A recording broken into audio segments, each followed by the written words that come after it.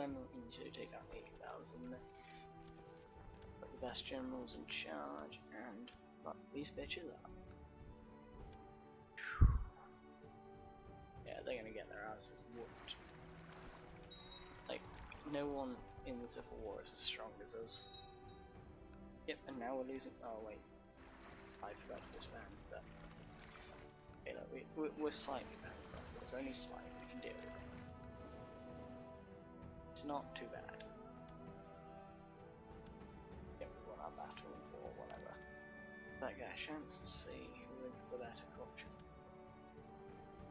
The best other core chapter has exactly the same, so no, we're not going to change that. There's only this one place, so hopefully it won't be too hard to take, and then we've won the place. Yeah, there's a new expansion coming out for this game. It's like the Merchant Republics. You can play as them, which is like Venice and Pisa and Shinoa, or however you pronounce that.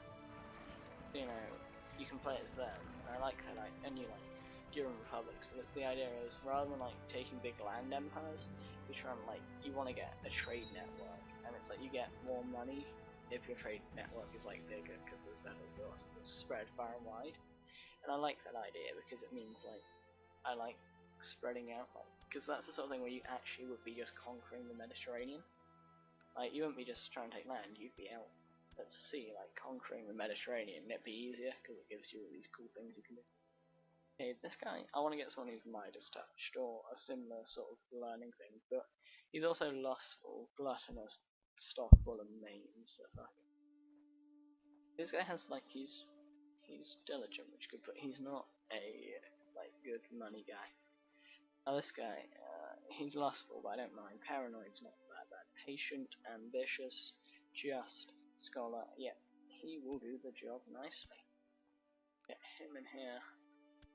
And I've decided I'm going to end this episode at the end of the war. The war which will decide the fate of all of this whole county thing. Area, whatever that is. And then I think I'll probably plan to take over the rest of this duchy. And oh yeah, we got 200 gold from the Pope just for being all with heathens. I forgot that's a thing which happens. It's great. Literally just gives you money for holy wars. It is the best. We're gonna get loads of that probably because I planned. Yeah, what we'll do, we'll conquer here, then we'll conquer this place, like what? It's like this Sulamid Emirate. Then we'll take Tripoli. After Tripoli, oh, or I might take this and then take Alexandria, and then take like all of Egypt and here.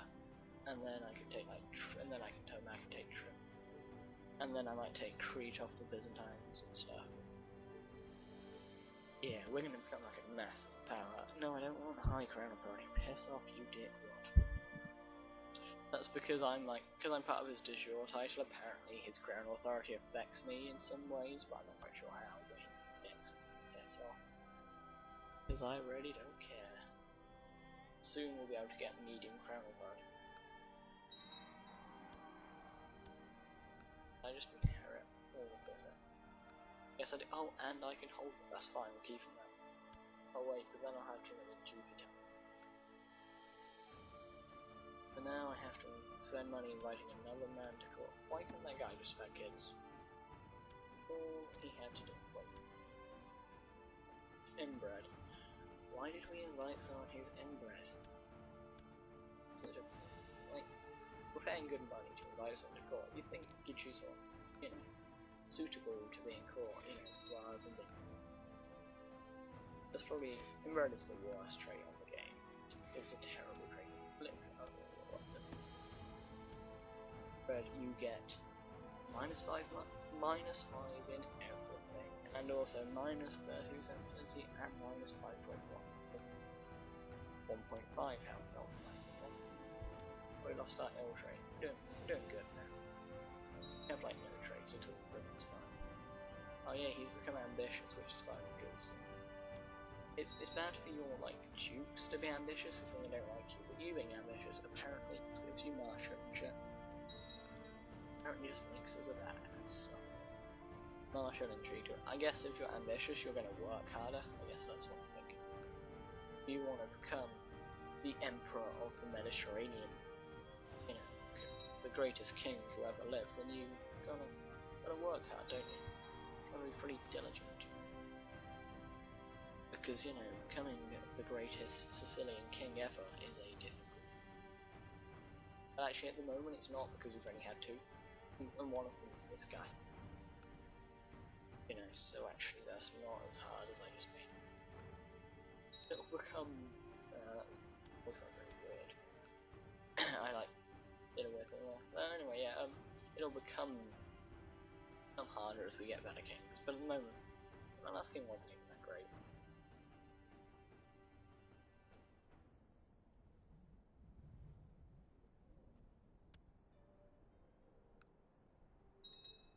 What's gonna have this thing?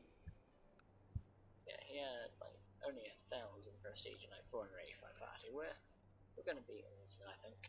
Like we're half. We only need like another 200 prestige would be half of what he had, and we're still like what 3 or something, 7. Seems like we're just going to be able to win this by declaring wars. I probably don't even need to advance in Serbia. We're probably just going to get this through. But I would like to Serbia, like actually, if we want us to advance into Croatia, and like we'll keep to the seas. Because if we go into Serbia, well, we're getting more inland, but if I take Croatia here, then that's more like staying by the sea, which means we can get to those troops with ease.